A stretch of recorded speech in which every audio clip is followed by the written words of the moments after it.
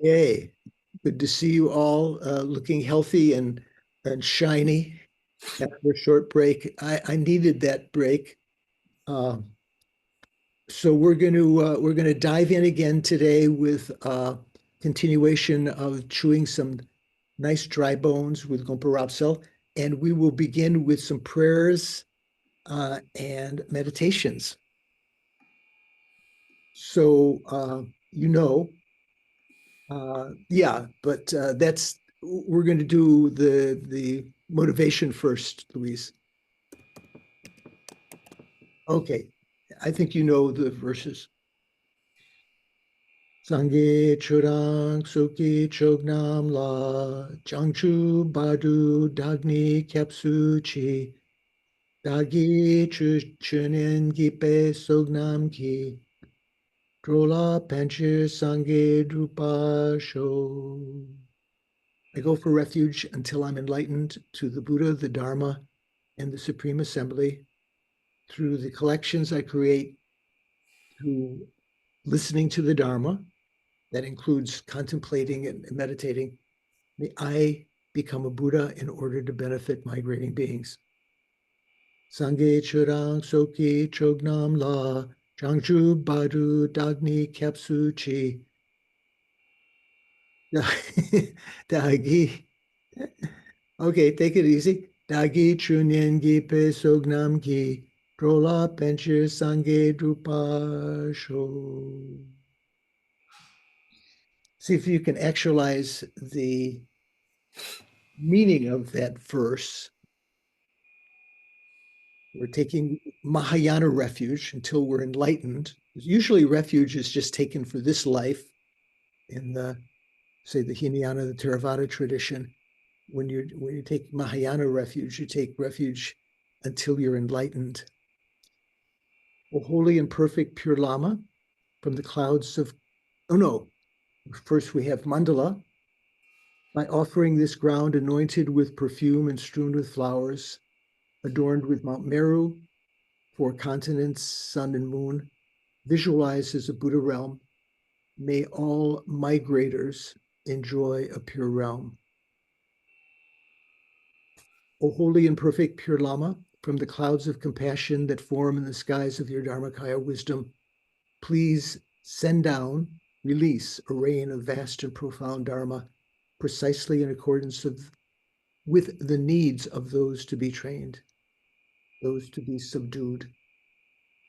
Idam Guru Ratnam Mandalakam Niryatayami.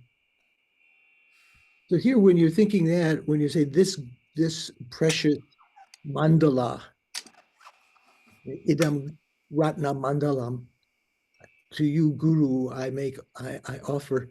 You're thinking of offering all of the universe that you experience and that you can envision, all of your virtuous roots and so forth. Okay, so let's begin. We'll do some meditation first, and then we will do the prayer to the foundation of all good qualities afterwards. So sit comfortably, relax your body and mind. So Louise, if you can take that off that's off the screen there, just so people have a little. I have dark background on now, so it's not so distracting. Remember, you don't have to think of anything else right now. Part of relaxing the mind, relaxing the body, and place your attention on the breathing in front. Once you've recognized it, hold it with mindfulness to the exclusion of all else.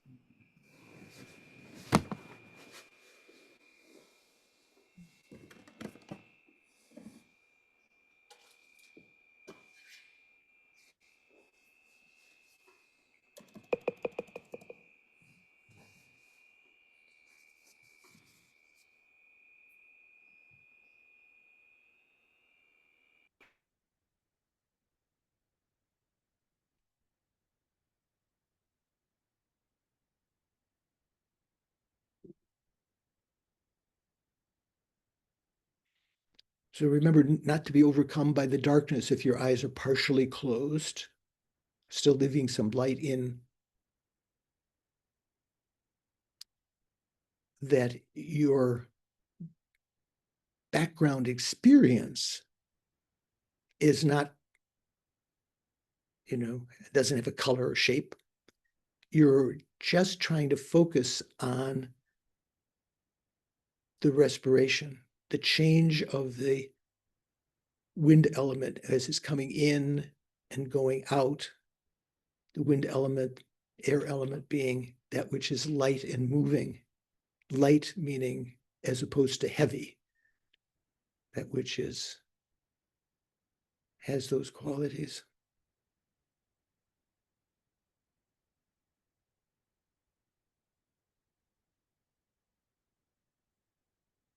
But you're focusing on its movement, recognizing when it's coming in,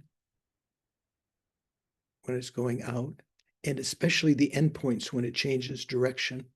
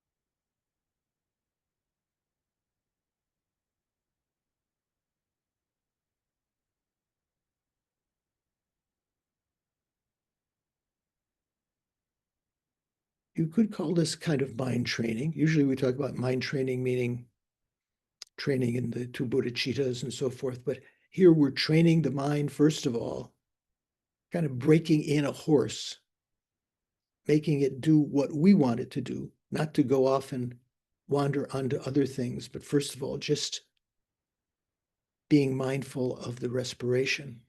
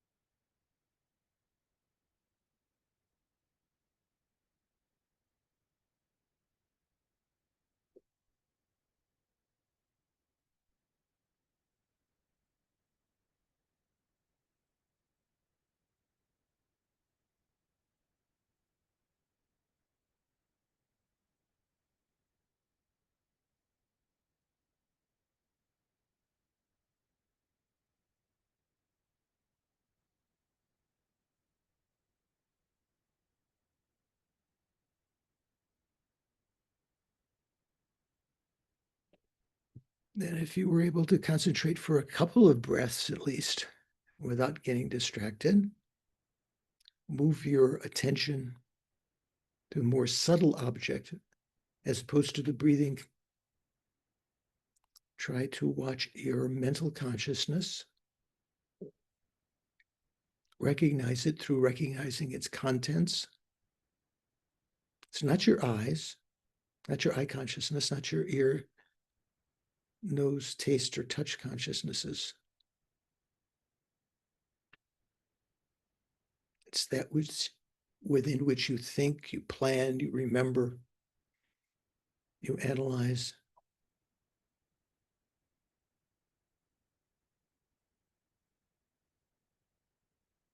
And recognizing its fundamental quality, conventional nature of not obstructing the arisal or reabsorption of mental events into the mental consciousness.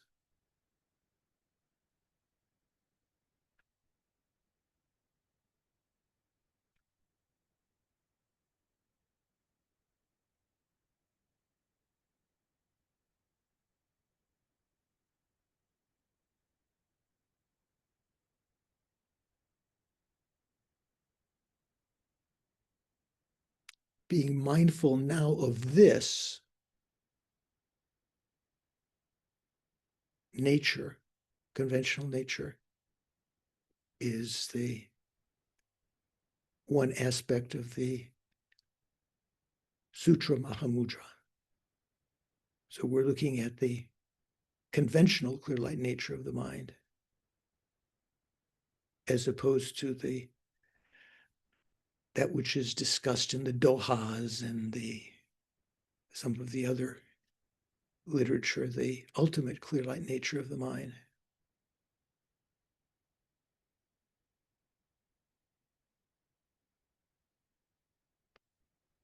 This is also what can be called the developmental Buddha nature. The fact that we can reformat our mental solid state drive, so to speak, our consciousness.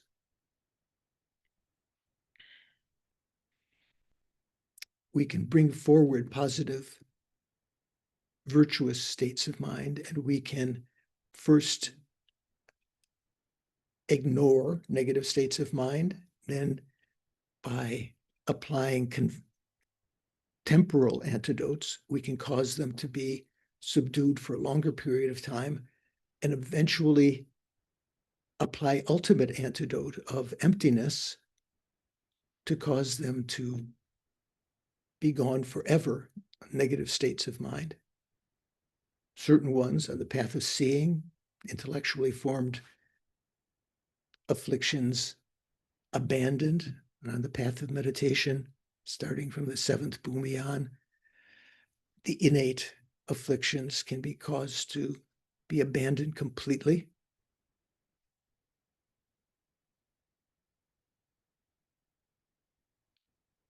So recognizing the implications of this should bring a certain contentness, a joy to the mind.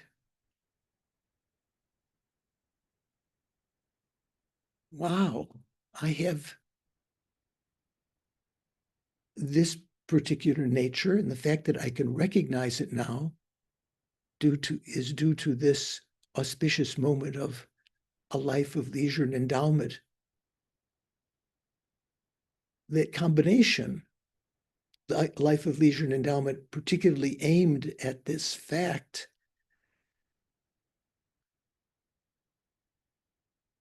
means that we can decide to work not only for the happiness of this lifetime, which we need, a certain happiness of this lifetime, of course, but to work for the happiness of future lives, at least, with a goal of liberation from cyclic existence. Or if we have the fortune to have heard the Buddha's Mahayana teachings, where he extolled his intelligent disciples that they should not be satisfied with his Hinayana teachings alone, certainly they should pay attention and practice them, know them in order to explain them to others. but they should instead follow his guidance on the great vehicle, the Mahayana, working not just for our own liberation, but to achieve enlightenment, fully completed enlightenment, not the enlightenment of the hearers or the solitary realizers, which means nirvana, but to achieve omniscience because we have taken into cognizance the suffering of all sentient beings that we try to develop affection for, either through remembering they've been our mother numberless times, or the fact that we are exactly equal with them in wanting to be happy and free of suffering. Since beginningless time and up till now, in this lifetime, we've worked mainly just for our own benefit. Now to try to change that and work for the welfare of others, not just as a temporary goal, but as a means to achieve enlightenment where we can do that most perfectly. We can lead sentient beings out of suffering without error, effortlessly, spontaneously,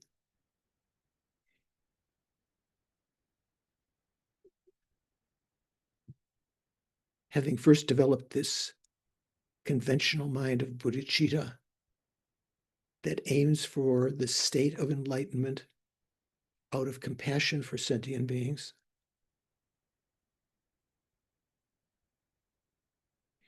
In order to achieve that goal, bodhicitta alone is just mere bodhicitta is not enough. We need to accumulate the collection of merit and, in addition, the collection of wisdom,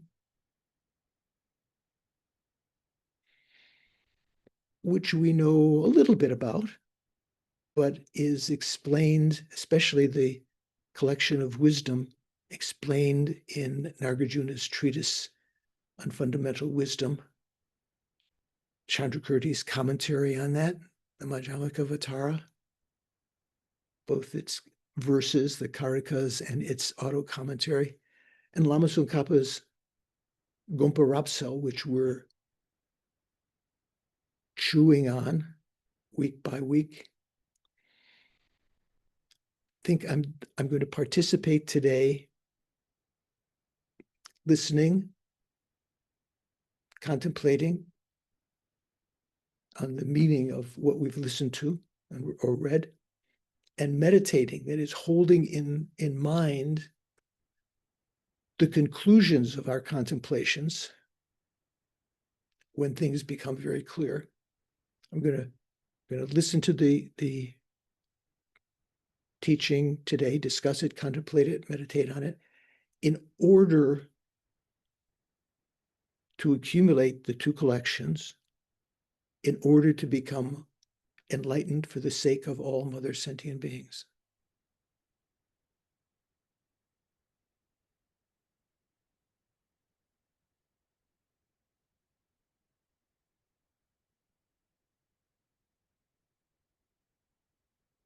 That's our goal, long-term goal. Every day when we wake up, we can think that. Whatever is happening in any particular life at any particular time, if there are pains, if there are tragedies in one's life, it doesn't matter. Our long-term goal is to achieve this state for the sake of ourself and sentient beings. Ourself, because we will achieve the Dharmakaya, which is the end point of Rangdong, of one's own aim, but especially the aim of others, the Shendong, which will be achieved at the same time of achieving the omniscient mind, is the ability to emanate the two bodies, the two Rupakayas, the Nirmanakaya and Sambhogakaya.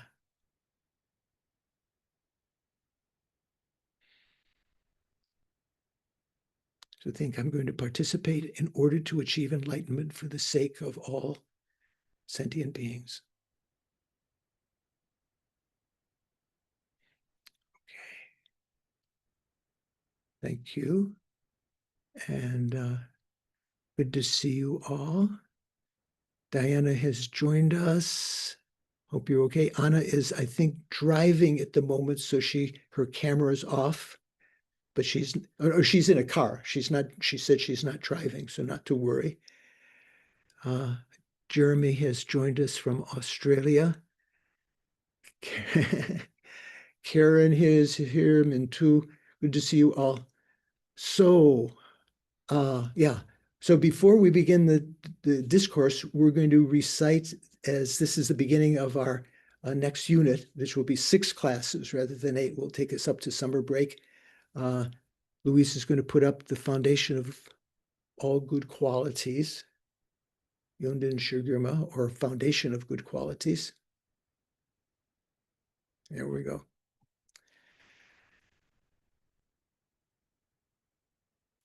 So the foundation of all good qualities is the kind and perfect guru. Correct devotion to him is the root of the path, him or her. By clearly seeing this and applying great effort, please bless me to rely upon them with great respect. So this is the verse on guru devotion. And the initial, when we're meditating on the Lan Rim, as Katie is off at a Lan Rim retreat this weekend, still, I think it's just finishing up. The next subject would be the person of initial scope. Understanding this, the precious freedom of this rebirth, this auspicious moment, is found only once in a long, long time. We found it now. It is greatly meaningful in that we can achieve liberation and enlightenment. And on the other hand, is once we lose it, if we die and we haven't actualized its potential, it's difficult to achieve again, difficult to find again, because its causes, pure morality and charity and so forth, are difficult to create. And the counteracting factors of negative karma is difficult to purify. So understanding this, please bless me to generate a mind that unceasingly takes its essence both day and night.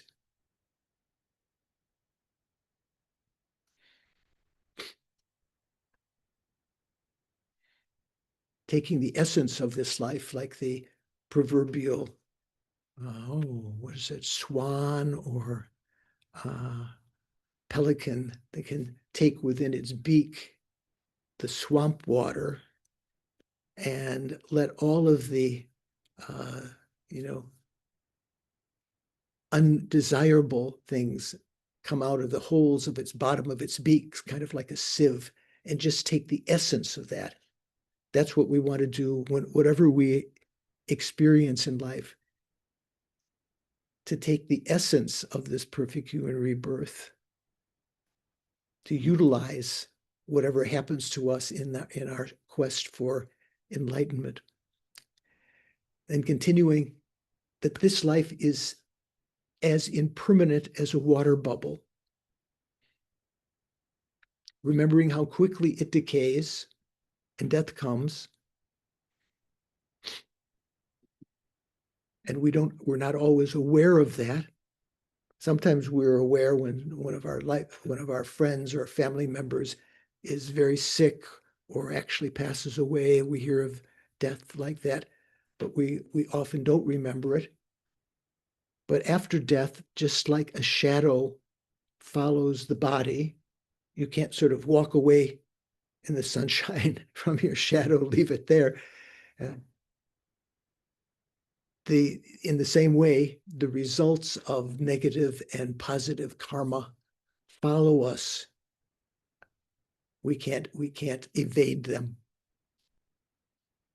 Once we've found firm and definite conviction in this, please bless me to be always careful to abandon even the slightest negativity and to accomplish all the virtuous deeds, no matter how small they might be. Standing at your sink, cleaning off the plates, thinking, oh, this is a small action. I can transform this into a virtuous deed. Thinking, in the same way, may I remove the stains within the minds of all sentient beings. And continuing about the general sufferings of samsara, to seek samsaric pleasure is the door to all suffering.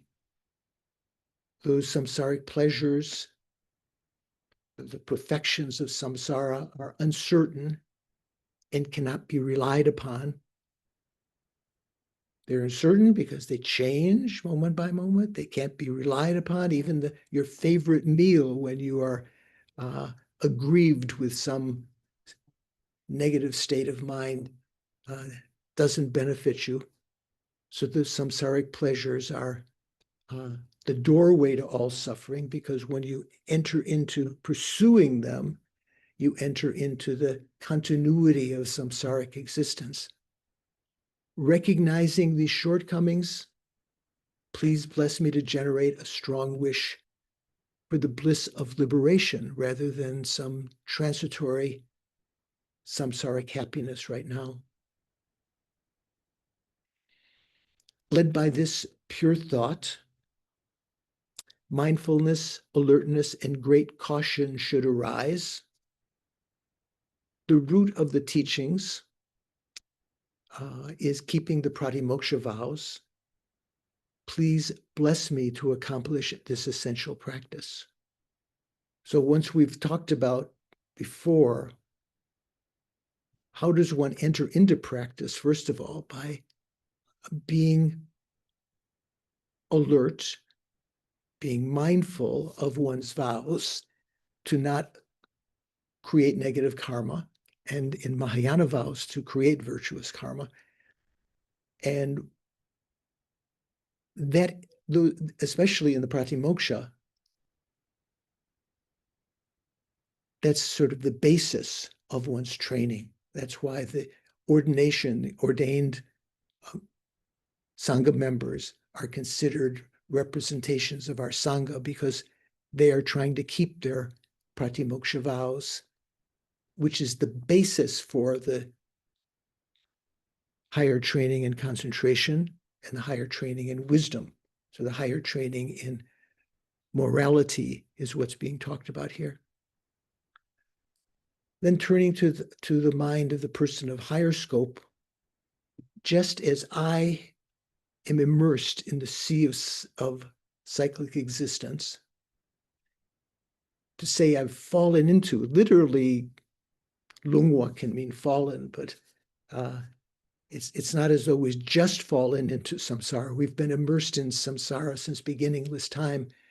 So are all other migratory beings, all our mother sentient beings. This is talking about the equality of self and others. Please bless me to see this, to train in supreme bodhicitta and bear the responsibility of freeing migrating beings. So this is talking about training in bodhicitta, to take the responsibility oneself to do this. So this is still talking about wishing bodhicitta, but actual bodhicitta when one actually takes that responsibility oneself. Even if I develop mere bodhicitta, that is just that thought that we've just mentioned, but if I neglect to practice the three types of morality, the morality of abstaining from negative actions, of accumulating virtuous qualities, and the morality of benefiting sentient beings, even if I have mere bodhicitta, just the wish to achieve enlightenment, but I neglect these three types of practices of morality, I won't be able to achieve enlightenment. With a clear recognition of this, please bless me to practice with great energy the Bodhisattva vows. Oh, so just move back to the phonetic. Lekbar tongne gel se dompa la sompa drakpo lopar. So here it says practice. It means lopar means to train in the Bodhisattva vows. That is to use those vows because we're not perfect at the beginning. We can't keep them from the beginning, but training in them means observing them, trying to avoid creating contradictions to those vows, and essentially, eventually, when we become enlightened, having the perfection of those various qualities. Then, talking about the higher training in concentration, once I have pacified distractions to wrong objects, just as we were trying to do in our meditation, even watching the breathing, not getting distracted to the wrong object. Here is the object that you didn't decide to meditate on. The right object is the object that you're trying to concentrate on. And in this case would mean the meaning of reality, the ultimate reality. Once I have pacified distractions to wrong objects and correctly analyzed the meaning of reality, please bless me to generate quickly within my continuum, within my mind stream, the unified path of calm abiding and special insight. Calm abiding is shine or shamatha in Sanskrit. Special insight is lakton or vipassana. So that means that the unification, the zungjuk of shamatha and vipassana. So some of the Lama Sopa Rinpoche's in Lama Yeshe's centers, the FPMT centers, I think there's one called the Shine, I'm not sure what it was, Shine Lakton Zungjuk or Zungjuk Ling or something like that. Zungjuk means the unified path, means unifying calm abiding and special insight here. Then, beyond the practice of concentration here, having become a pure vessel by training in the general path, please bless me to enter the holy gateway to the fortunate ones, the supreme Vajra vehicle, which is not taught by all of the 1,000 Buddhas of this eon. Maybe in other universes, sometimes more or less, Tantra is considered to be even more rare than the Mahayana teachings, more rare than the Buddhist teachings in general. So having availability to those right now, bless me to be able to enter that holy gateway of the fortunate ones, which would mean receiving empowerment and following on up on that. Then, at that time, as the basis for achieving the two attainments is keeping pure vows and samayas, as I have being firmly convinced of this, please bless me to protect those vows at the course, even at the cost of my life.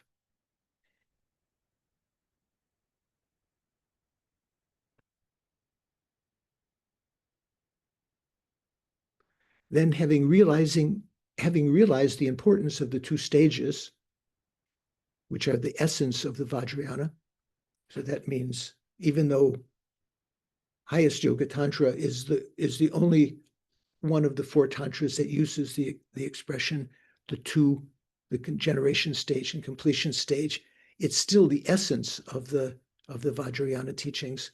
By practicing with great energy, never giving up 4 sessions daily, please bless me to realize the teachings of the Holy Guru. So aspirational here to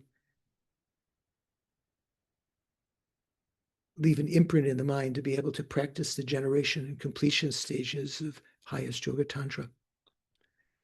In that way, may the gurus who show the noble path and my spiritual friends who practice it have long lives.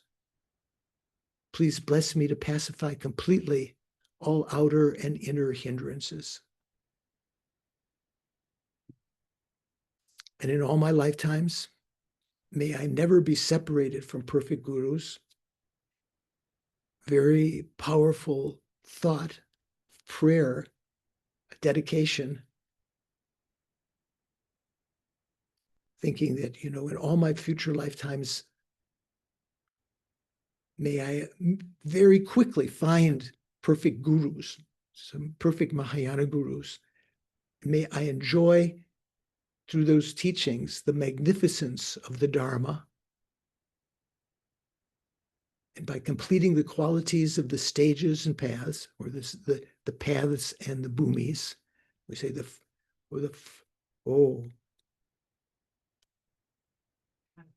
path of accumulation, the path of preparation, the path of seeing, the path of meditation, path of no more learning, and the 10 stages or the 10 bhumis. By completing them, may I quickly attain the state of Vajradhara.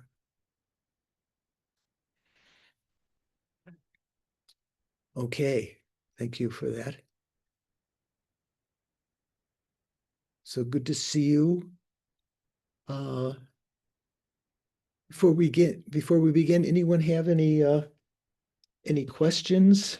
Any Dharma itches that they need scratched, or maybe scratch is not the right, just for some Dharma balm, some Dharma medicinal relief. Mikhail, what do you think? Yeah, puzzling about what exactly, how the Buddha sees things.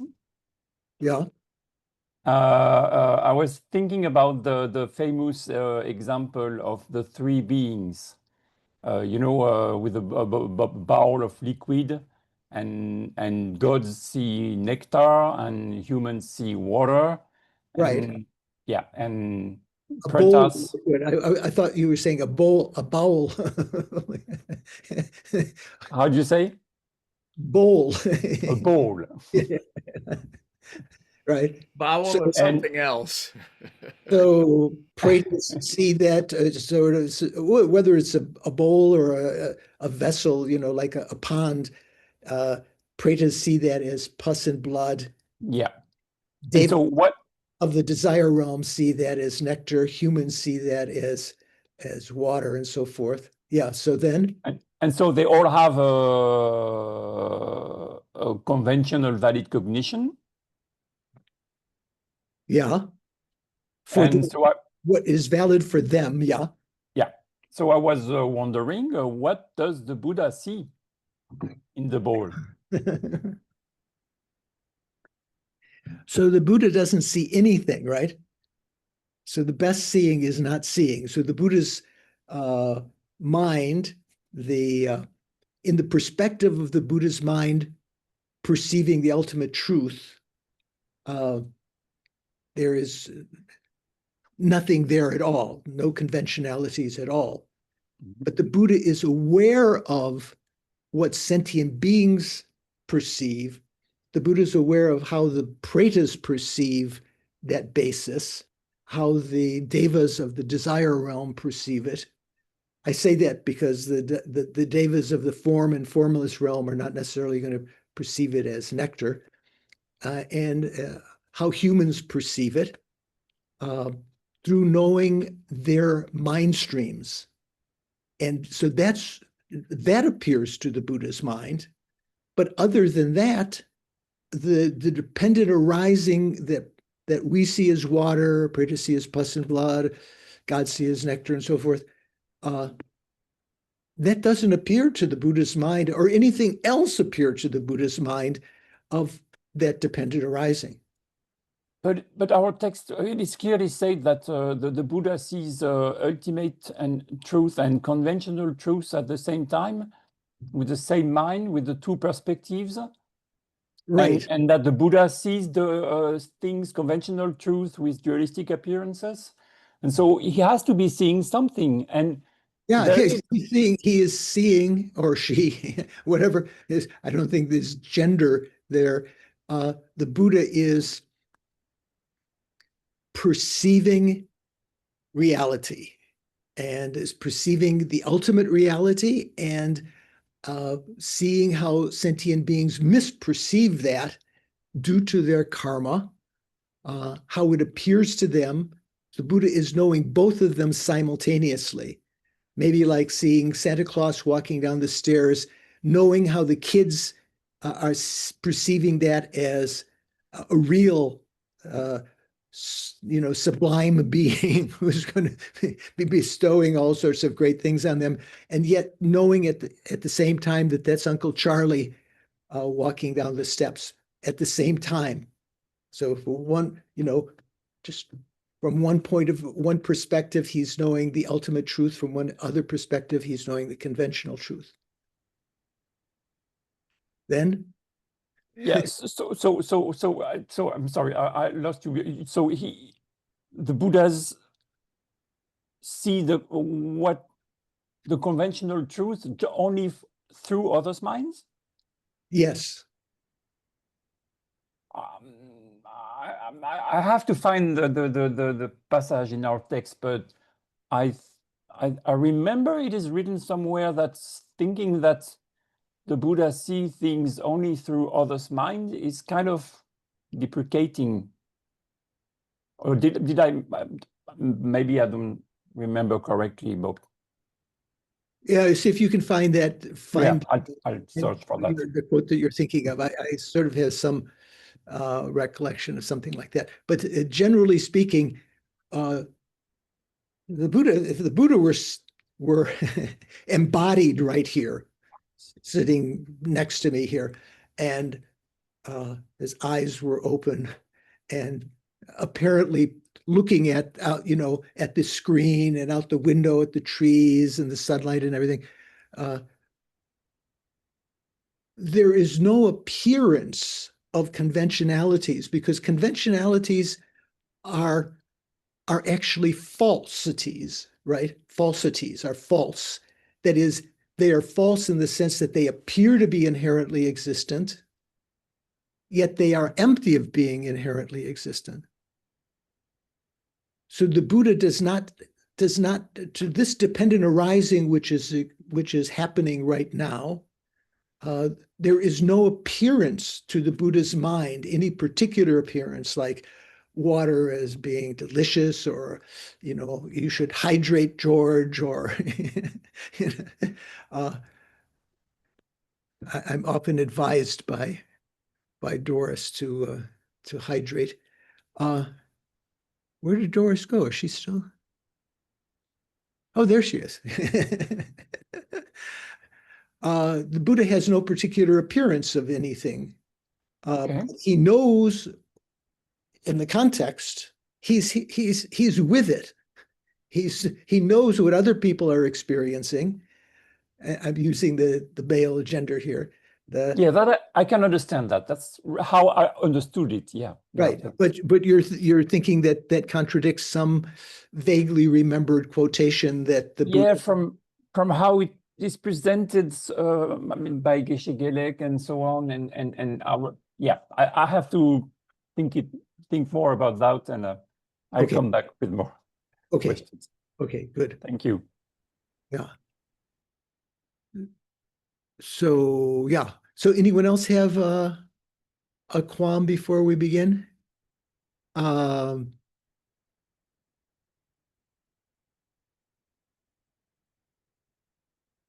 To Karen, to everyone, thank you. Okay.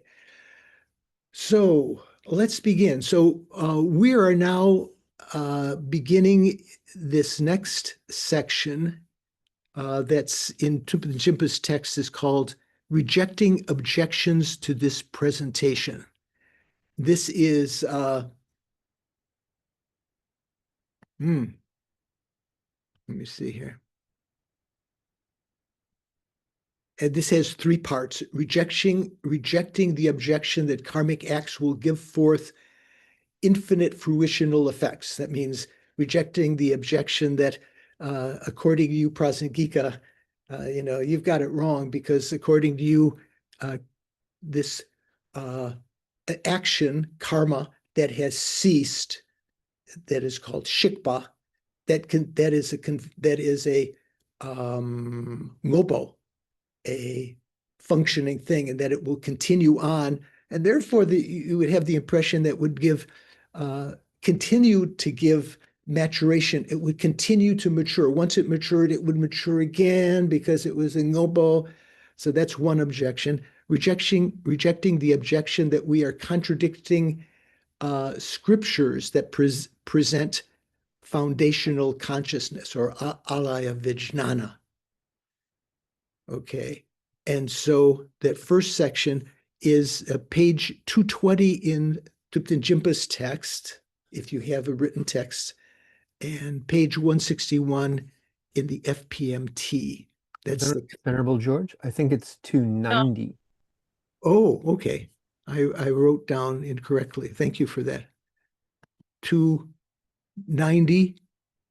What did I say? 290 in Jinpa's text? Yes, I believe you said 220. Oh, okay. Yeah. My eyes are, yeah. Thank you for that. It is written on my screen here, 290, but I misread 220. Thank you. And 161 in the FPT. So let's go back just before this. What are we talking about?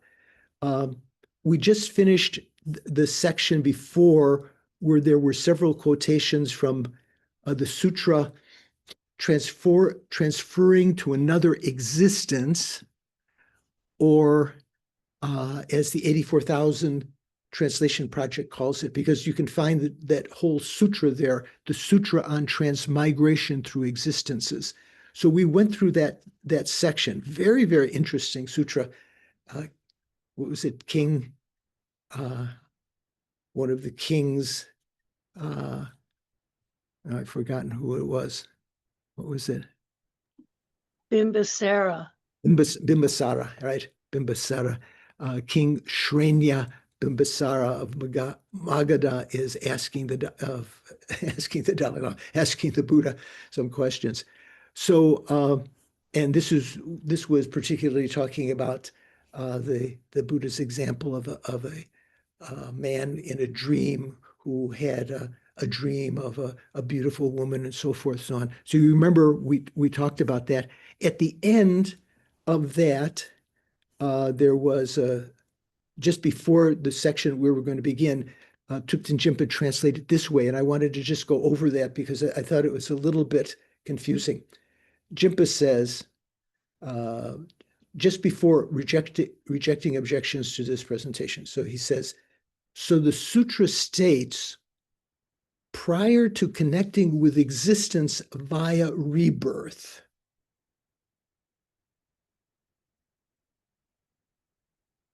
one experiences happiness or suffering as a result of past karma. Did I mention that last time? Yeah, I did mention it. Does that sound right to you?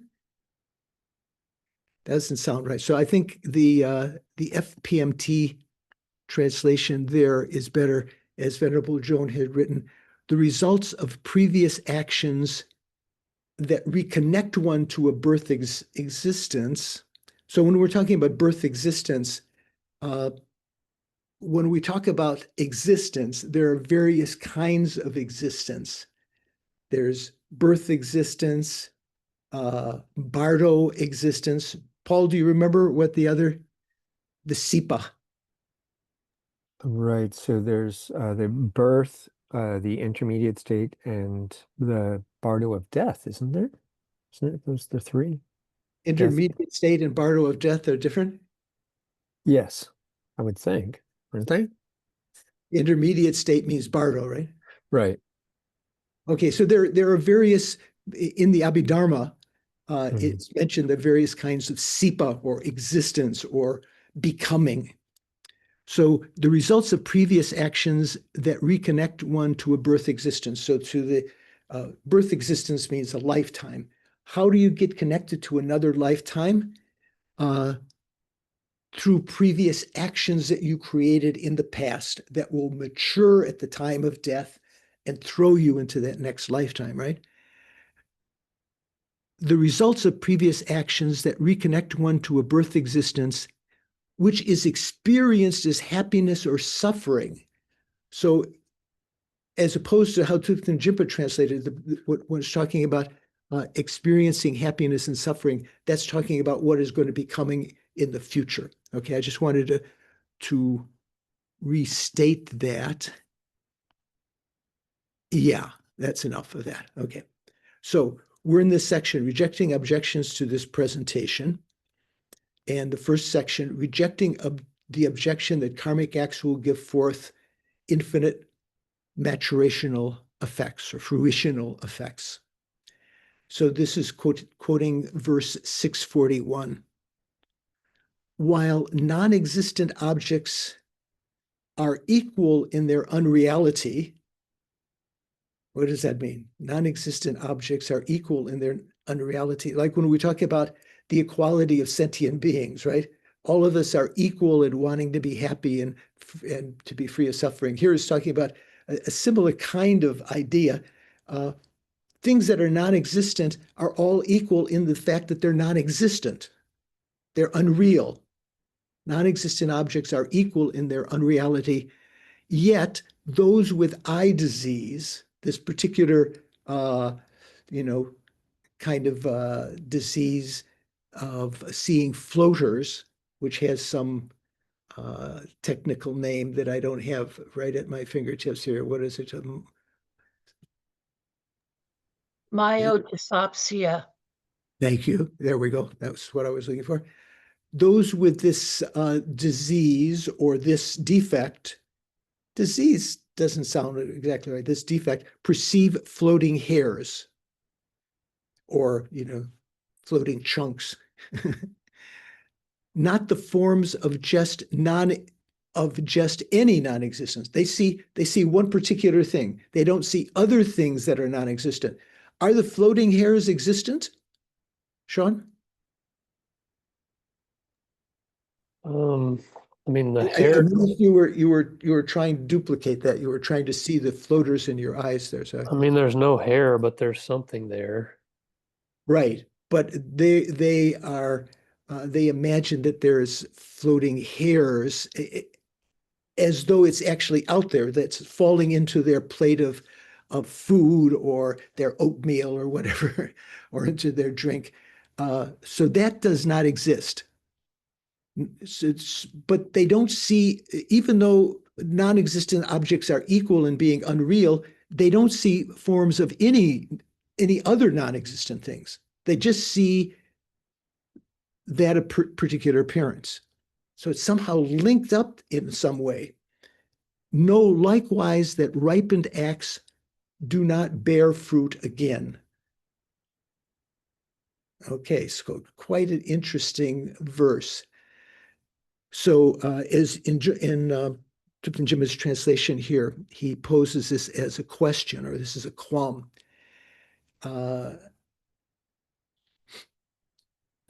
So you, Prasangika, assert that fruitional effects, maturations of karma, emerge from karmic acts. When you've created a karmic act, eventually it will mature if it's not eliminated from your mind stream through purification or other means. How else can you eliminate karmic seeds in our minds besides doing, let's say, 4 opponent forces? Subhash, you have any idea? No, I was just thinking Vajrasattva. I don't know what else. Well, they're not only negative karmic seeds in our mind, they're also positive karmic seeds. How can they be eliminated? Richard, how positive karmic seeds can be eradicated from our mind? Anger would be one, right? I mean, or any. I was asking Richard, but I maybe he's, oh, you know, okay. Yeah, so for instance, regretting the positive actions that you did. Oh, I shouldn't have given money to that beggar. I'd be able to pay, I'd be able to have more money right now if I hadn't donated that, or generating anger, abandoning the Dharma, criticizing the Arya Sangha, and so forth. Many kinds of ways that can eliminate positive seeds. So here it says, you assert that fruition of effects emerge from karmic acts. So both from positive and negative acts, there will be some karmic result if they're not eliminated from your mind stream. You assert that fruitional effects emerge from karmic acts which have no intrinsic exhaustion because they are not born by means of an intrinsic nature. So they're not intrinsically or inherently exhausted or eliminated because they're not born by means of an intrinsic nature. So that was a crucial point in talking about why Shikpa is ngopo. Some of you remember what that means? Shikpa means what? Disintegrationness or disintegratedness or disintegration, right? The disintegrationness or disintegratedness is a ngopo, is a functioning thing. That's what Chandrakirti was bringing out here. So this is talking using that kind of language so that because there's no intrinsic exhaustion, they're not inherently disintegrated. There will be karmic results of those things. If so, according to you, then maturation effects, fruitional effects, should similarly emerge from those acts for which fruitional effects have already ripened. There will therefore be the fault of endless progression, right? What is it called? Infinite progression or something like that. Following? Making sense? Okay. So then reply. While non-existent objects are equal in their unreality, and you notice some of those words there are, all of those words are in bold, so that's pointing out the root verse itself. So in Lama Tsongkhapa's commentary, originally how it was published, the root verses are not there. Lama Tsongkhapa just assumed you knew the root verses. You knew the Majjhimaka Vatara Karikas. And so he's giving commentary to those root verses so that you could catch on, what the meaning of, how to interpret that karika. Mikhail, what do you think? Yeah, so sorry about that opponent's question. So that opponent is thinking that because there is no intrinsic exhaustion, then the karma is not really completely destroyed, so it will produce more effects. Right. In fact, he's trying to say that is the prasangika position. Yeah. So that's talking about the fact that disintegratedness, yeah, right, exhaustion is not inherently existent. Therefore, it will continue on. It is a okay. thing. But he says it will never stop. Yeah, he said, well, according to you, then that once it gives the effect, then that effect should give more effects and so forth and so on. Thank you. So while non-existent objects are equal in their unreality, is our answer, those with this floaters, an eye defect like this, which I have, for instance, for example, we perceive with our eyes non-existent forms such as floating hairs. So this doesn't contradict what Mikhail had brought up earlier, that they do see something, but they don't what they imagine that they are seeing, floating hairs, do not exist at all. This is the analogy here. Those with this eye defect, for example, perceive with their eyes non-existent forms such as floating hairs and do not see the forms of just any non-existent thing, such as the horns of a donkey or the son of a barren woman. So those are all things that are equal in their unreality. Floating hairs, while you're eating, you're sitting across to someone who has a very bad case of floaters, and they're saying that there's hairs falling into their meal. That is a non-existent, those falling hairs. But that's exactly equal in being unreal as the horns of a donkey, the horns of a rabbit, the son of a barren woman, a sky flower, all sorts of other examples are given. Know likewise, in the same way, knows that while they are equal in having no existence inherently, no inherent existence, no existence through intrinsic nature, maturation or fruition takes place from karmic acts that have not yet ripened, and that those acts that have, those karmic deeds that have already ripened do not bear fruit again.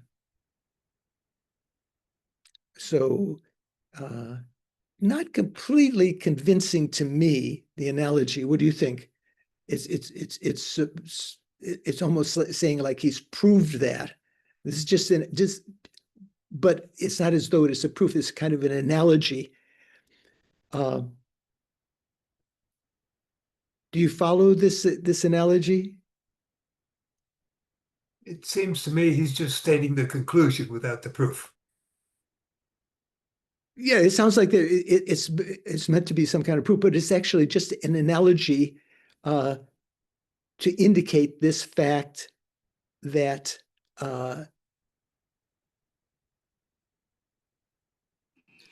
when you have a maturation of something, it comes about from karmic deeds that have not yet matured, and that once they have already matured or ripened, they will not bear fruit again. This is just an analogy to that. That things have their own particular connection, like the person with this eye defect sees something that's unreal, but doesn't see all other unreal things. Okay. This is cause maybe for you to analyze at another time. Yeah, Shanka, Venerable. I don't understand the relationship between that sentence starting with no likewise that with the previous at all. I mean, like, what is it trying to analogize, if that's a verb at all? But because we're talking about floating hairs, which are non-existent in the same way that horns of a donkey and son of a barren woman are. Okay, I get that. Right. Does that have to do with karmic acts not having ripened, etc.? Right. So No, likewise that. I don't even see the right. likewise. Okay. So when we're talking about likewise, so it's talking about the person that has a particular this defect sees one particular thing. It doesn't see all other non-existent things. Sees one particular non-existent thing, floating hairs. Doesn't see all other ones. So in the same way, a karmic act, likewise, a karmic act, they're equal in not being intrinsically existent, inherently existent. Oh, okay. Fruition takes place from karmic acts that have not yet ripened, and that already ripened acts do not bear fruit again. So still, yeah. So what do you think, Paul? Does that move your mind?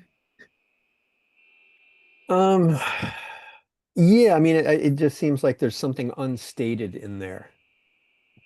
Right. Well, it seems like they're talking, or the connecting point is that there's only one result from each. Like from the floating hairs it's a unique thing, and they're not seeing everything. They're just seeing Right. that one thing. So from that condition, there's just one experience from that the appearance of floating hairs, perception of floating hairs. And in the same way, from a karmic act, it will give just one maturation. That's the analogy that's being given. May not be completely satisfying. It's not meant to be a proof. And analogies, of course, are not always total in their correspondence, right? It's just meant to give an idea of that. So this is talking about one of the facts of karma when we study in the Lan Rim that, yeah. Well, which one is this? When we talk about the various karma is definite, what's it called? Expandable. You never experience an effect without creating the cause, and karma is never lost. Which of those is this talking about? I think it's the other one, right? That karma once created will. Oh no, that's the you mentioned karma's. You will not. The last one is that you will never. Before you talk, come to your make sure you know what you're saying before you try to work it out while talking. Anyone have an idea? David, what do you think? Here it's saying that there will be a maturation of what has not ripened yet. So that's talking about, let's say the first. Like the first and the last one. The first one, because usually when we say karma is definite, usually that doesn't, what does that mean? That means that virtuous actions will give rise to pleasurable events. Definitely. Definitely will not give rise to unpleasant effect if you created virtue. Non-virtuous actions will definitely give rise to what's unpleasant, right? Mhm. So I think that's involved in this. And the last one, And then the last one, which was the last one in your? I'm trying to remember out of the four that you gave, the last one was it It's never never goes lost. away. Yeah, It's never lost. right? Karma is never lost. So yeah, somehow related to that also. So then continuing, to indicate that this analogy establishes not only that effects certainly emerge from karmic acts, so certainly here sort of definitely arise, that has to be appended that virtue gives rise to pleasure, non-virtue gives rise definitely to what's suffering. To indicate that this analogy establishes not only that effects definitely emerge from karmic acts, but also that virtuous and non-virtuous acts are individually correlated to desirable or undesirable effects. Okay, that's just what we're talking about. The next verse, 642, says, as such, unwholesome effects come from dark acts. How does it? Dechir namin mige nakbo le. So nakbo le. So sometimes in the world today, when people are very sensitive about political correctness, you can't say black acts because a good portion of the population have black complexions. So they don't want, association with black as being bad, right? So, but literally in the time of the Buddha, that there was also those kinds of perceptions, but we do talk about white and black actions. White actions as being pristine and pure and virtuous, black actions as being negative. So the FPMT translation says, therefore, a non-virtuous fruition is seen from a black action, a virtuous fruition from virtue. Min Gaini Gele, yeah. Those having the awareness that virtue and non-virtue do not exist will be liberated. Thinking about actions and results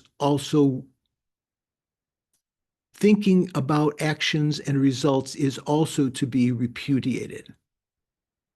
Okay, so Thupten Jinpa's translation says, as such, unwholesome effects come from dark acts, black acts, negative actions, while wholesome effects are seen to come from virtuous acts, right? And the wise, for whom there is no virtuous or non-virtuous, become free. Thus, the Buddha discouraged speculation on karma and effects, or the speculation on karma and effects has been discouraged. Okay, no, I've noted your reminder about taking a break, Luis. Okay. So the verse itself, the karka itself, needs some kind of elaboration, just as the previous one needed. So in the Basham, Lama Tsongkhapa is now commenting on what Chandrakirti explained in his auto commentary. So Lama Tsongkhapa says in Jinpa's translation, there is a reason that those with eye disease see floating hairs and not donkey horns.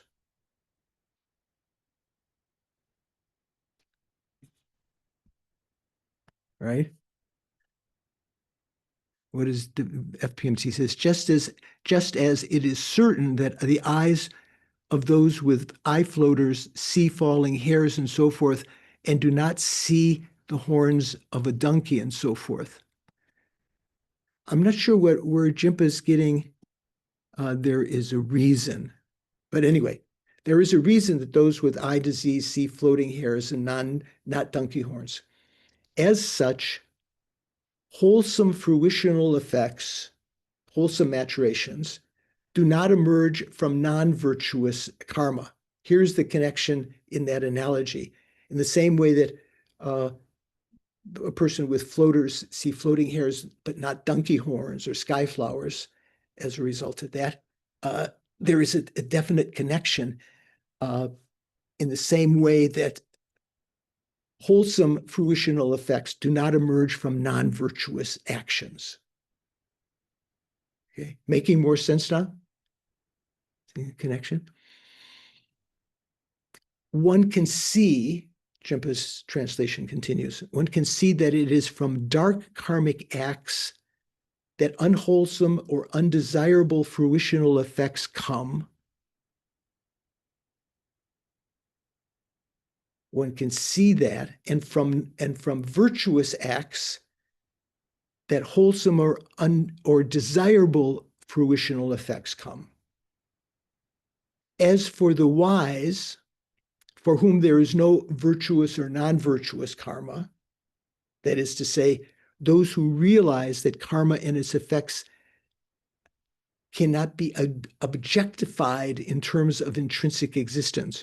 When we're talking about cannot be objectified, we remember when we talked about the three types of compassion at the beginning of the text, where the compassion observing suffering, compassion observing phenomena, which means that a compassion that's aligned with a wisdom that knows things are impermanent. So your compassion is not kind of idiot compassion, getting all excited, realizing that this will pass. And the non-objectifying or mikme sewe ningje. So like in Lama Tsongkhapa's mantra, mikme sewe ter chen rezi. So that's the origin of this kind of terminology when it's saying non-objectifying. As for the wise, for whom there is no virtuous or non-virtuous karma. That is to say that there's no inherently existent virtuous or non-virtuous karma, or in the terms of Lama Tsongkhapa, those who realize that karma and its effects cannot be objectified in terms of intrinsic existence. They become free from cyclic existence. Therefore, thinking that ordinary people, ordinary beings, who strive to determine through evidential reasoning why this or that specific feature of the effect emerges from such and such specific karma, because they may come to denigrate karma and its effects, and in that way destroy conventional truth for themselves, thus destroying conventional truth. The conqueror, the Buddha, stated that the fruitional effects of karma remain inconceivable. Thus, speculation on or analysis of karma and its effect has been discouraged by the Buddha. So some of you are nodding. Some of you have no idea what's it. So what do you think is happening here? What is this talking about? Louise, do you have any idea? Maybe it's an endless loop. By trying to analyze karma, you're objectifying, you're not seeing its mere labeledness. But then again, if you're trying to analyze it further, it just kind of like a loop. It's inconceivable because there's so many causes and conditions that can cause phenomenon to arise. Is that, Maybe am I something like that. I not don't right? think that's exactly. So when we're talking about, karma, so in general, the fact that pleasant results come from virtuous karma and so forth is not a deeply hidden phenomena, right? Mm. The fact that a particular result has come from a particular action in the past, to link that up is something that is, say, even the arhats are not able to perceive that it is a deeply hidden phenomena, and it is something that is, say, for instance, the Buddha says, due to this karmic action of fishing, in a future life, when that matures, one of the maturation effects is to be born with what is it called when your lip has that cleft lip or no? Oh, Left Hair palate. lip. lip, Cleft HARE. lip or cleft palate if it's more severe. Okay. I'm not sure that's due to fishing, but maybe that would also. So anyway, the Buddhist said something like that. We have no way of knowing that. If we try to analyze or speculate on that, that's what the Buddha discouraged, because he said that the conqueror stated that fruitional effects of karma remain inconceivable because they're deeply hidden. Thus, speculation on or analysis of karma and effects has been discouraged by the Buddha. Yeah, Diana, what do you think? I don't know if this is of use to anybody else, but the way I have the sort of takeaway I've had in my mind about this goes back to when we were doing physics labs, and we were supposed to prove basic Newtonian physics to ourselves by dropping a ball at the top of a ramp and measuring where it went and how long it took. And the experimental results never conformed with what the accurate theory, the accurate description said was going to happen, because the ramp was not perfectly smooth. It might have hit a little bump in the wood. Right. And so that didn't make me say Newton was wrong. it made me say there are so many minor individual factors that are going to present this individual outcome at this individual moment, but that doesn't in any way disprove the basic truth. Yeah. And we cannot know. If you start accepting that you've got your karma trailing around after you from all your individual lifetimes, including when you were a proto-human, when we didn't even have human consciousness. Yes, of course, there are infinite causes that are not apparent to us, but that I shouldn't try to match those one-to-one to what I'm seeing or what somebody might see right now. That may be true, but I don't think that's exactly what's being said here. Here it's talking about the particular action that gave rise to that particular effect. You can say, the Buddhist said that you can get a hair lip or a cleft palate from fishing. That's completely, he just pulled that out of nowhere, right? So if you were to speculate or try to analyze these things, which are deeply hidden phenomena, that are only perceivable to the omniscient mind, that can cause you to become discouraged or to give up your acceptance of karma and so forth. I think that's it. So what you said is definitely relatable to this situation, but that's not exactly what's being said here, I think. Let me just read this last paragraph and we'll take a break.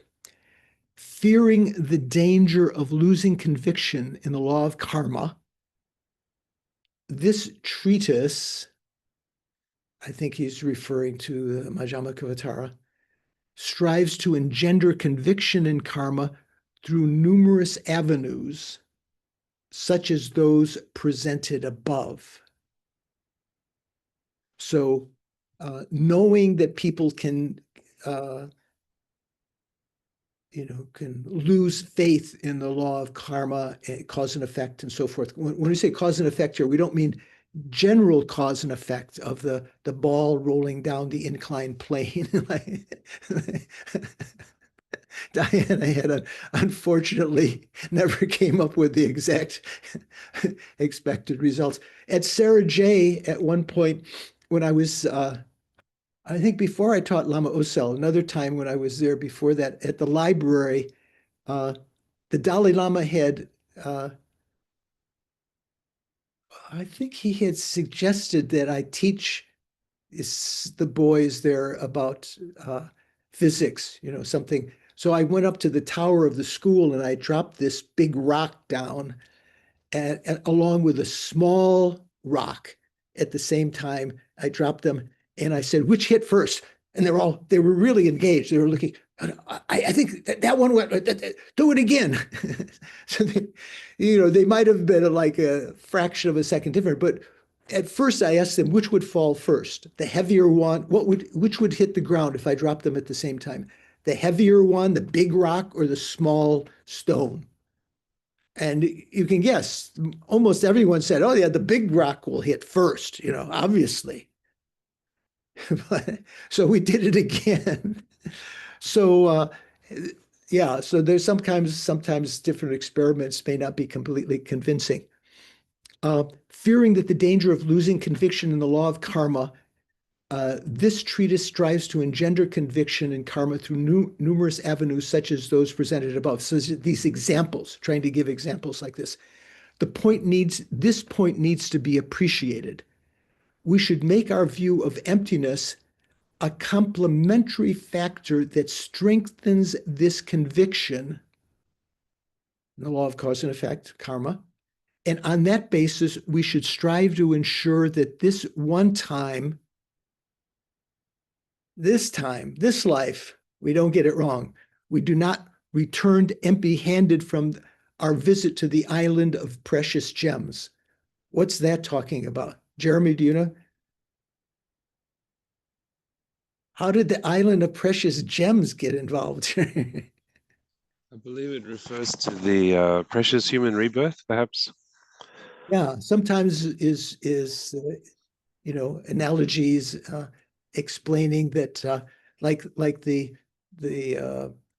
boatmen going to an island somewhere in a distant place, expecting to find wish-fulfilling jewels or precious jewels. If they were to come back empty-handed, that would be a big loss, right? So in the same way, we've got this life of leisure and endowment. We shouldn't come back empty-handed after having lived it by denigrating the law of cause and effect and getting wrong realizations. We should try to get the right realization that emptiness and the law of cause and effect are complementary. They don't contradict each other. As Lama Yeshe used to say, when we have some kind of experience of emptiness, it might seem at that point that the law of cause and effect, how could that happen? Everything is empty. Whereas when we have confidence in the law of cause and effect, we might think, how could things be empty? But those two things, as Lama Tsong Khapa is pointing out here, the Madhyamaka is saying it's using emptiness to explain how karma has these particular, or can have these particular qualities. Making sense? Richard, how are you doing today? Yeah? Okay. Following. Say again? I think I'm following. Okay. So I'll just read the heading here, and then we'll take a short break. The next section is rejecting the objection that we are contradicting with scriptures that present a foundation consciousness. So some scriptures present the existence of alaya vijnana, right? The foundation consciousness. And it sounds like we're contradicting that. So this has three parts: the actual meaning of the words that eliminate contradiction with the scriptures, so that, there's some words here that I think Karaka that will show that we're not contradicting the scriptures. Second, the question of whether a foundation consciousness, an alaya vijnana that is separate from mental consciousness, has been taught in the scriptures. Is that actually been taught? And third, examples of scriptures that were taught with specific intentions. Okay, so let's take a little short break. Okay, we're back. So, yeah, I was pointing out in the break the important thing to say here, just before this section that we're about to begin. The last paragraph said, fearing the danger of losing conviction in the law of karma, this treatise strives to engender conviction in karma through numerous avenues. It doesn't say numerous proofs. So some were saying that this didn't prove this. It said through numerous avenues. So there are only examples or analogies sometimes of karma, how karma has these particular qualities, because some of these are only perceivable by the omniscient mind. Okay. So now we're going to start this section, the actual meaning of the words that eliminate contradiction with the scriptures. So the scriptures that present. Excuse me, do we want to start recording? I think we began, did we not? Yeah, we are recording. Thank you for checking. My apologies. No problem. Yeah. Louise was on that. Mikhail, do you have a? Yeah, just about that last paragraph. Yeah. When Tsong Khapa says we should make our view of emptiness a complementary factor that strengthens this conviction in the law of karma. Right. Is that alluding to the very defining characteristic of prasangika, that the view of emptiness supports the view of dependent arising and vice versa? I believe so. Yeah. So this is another facet, another way of looking at that, our view of emptiness does not contradict the law of cause and effect. It actually complements it and thus strengthens our conviction in the law of karma. And on this basis, we should strive to ensure that this one time, this life, we don't get it wrong.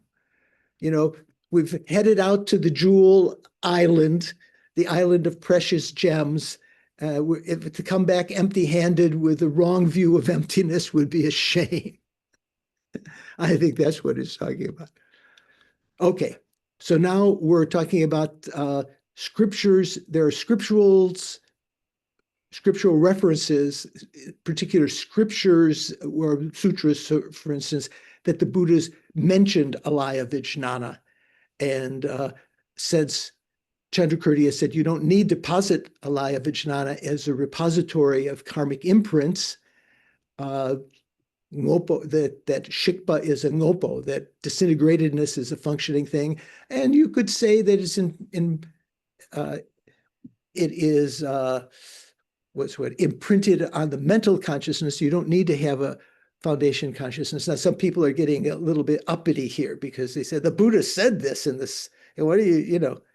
So the question posed as a question in Jimpa's translation here: if one can posit a causal relation between karma and its effects without foundation consciousness, you don't need alaya vijnana to see this causal relation. Does that mean that what has been stated in the Lankavatara Sutra, the descent into Lanka, right? And so on. And so on, what does so on mean? That refers to another sutra, such as the Unraveling of the Intent Sutra, and as well as the Mahayana Abhidharma Sutra. So in those three places at least, the Buddha mentioned alaya vijnana. So in the Lankavatara Sutra, one of the sutras that's relied on, especially for the Chittamatra, the Unraveling of the Intent Sutra also, as well as the Mahayana Abhidharma Sutra, which I'm not so familiar with, namely foundation consciousness, alaya vijnana, characterized as the repository for the potentials of all entities, as containing all the seeds, and as the cause to all outer and inner entities, which emerge like waves from the ocean. So he says, should not be. What does it mean here from the beginning? Does that mean that what has been stated should not be presented as at all as something taught in the scriptures? So this is asking these statements in the Lankavatara and the Unraveling of the Intent Sutra, so forth. Are these things that are wrong, that shouldn't be presented as something taught in the scriptures? Do you see the question, more or less? So what the person's asking? Because it was taught, but so the reply here, the answer to that is, this is not the case. Or what is it? Detar mayinte. It's not like that. Okay. For the benefit of those who can be tamed, subdued, through teaching the existence of foundation consciousness, it was indeed taught to exist. Or you could put the sentence the opposite. It was taught to exist for the sake of those who could be tamed or subdued through the teaching of the existence of foundation consciousness. Who were those? So there are some people that needed to hear a teaching on foundation consciousness. And the Buddha, you know, many times when I mention the quality, the special quality of Buddhahood that we aspire to be spontaneously, effortlessly, and without error leading sentient beings. So the Buddha knowing exactly what to teach to whom, at what time, depending on their level of understanding, what will suit their mind, but not just as a temporary goal, not just as an end goal, but just as a temporary goal to be able for them to go further along, like the steps on a ladder and so forth. You may remember me mentioning in the past when we were studying tenets with Geshe Tekchok, Geshe Jampa Tekchok at Manjushri Institute. At the beginning, Geshe said, some people think, oh, why should I learn tenets? I should just do a Vajrasattva retreat. That's much more beneficial.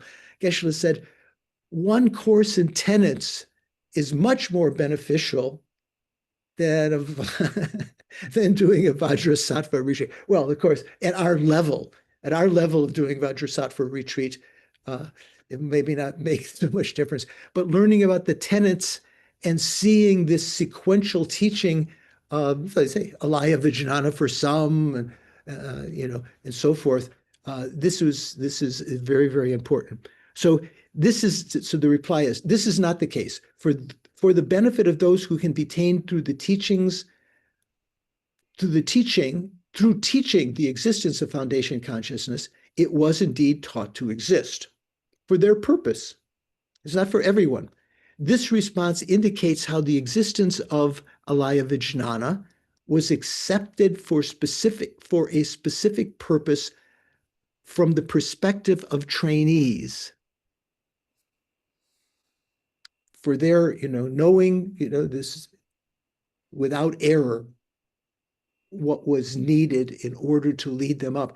Of the various powers of a Buddha, one of them is the power of knowing the paths that lead everywhere. Have any of you heard that expression? Have you heard that expression, Suvash?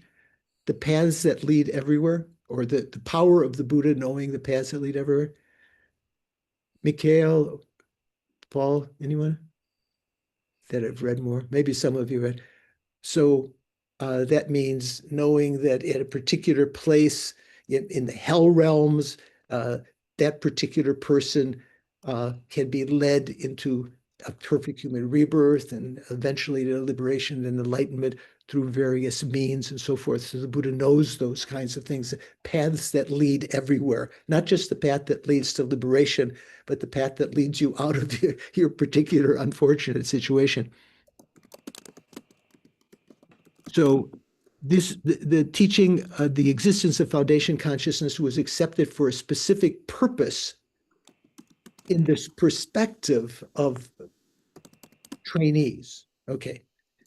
Thus, according to Madhyamaka's own standpoint, when such a statement is being shown to be a teaching with specific intent,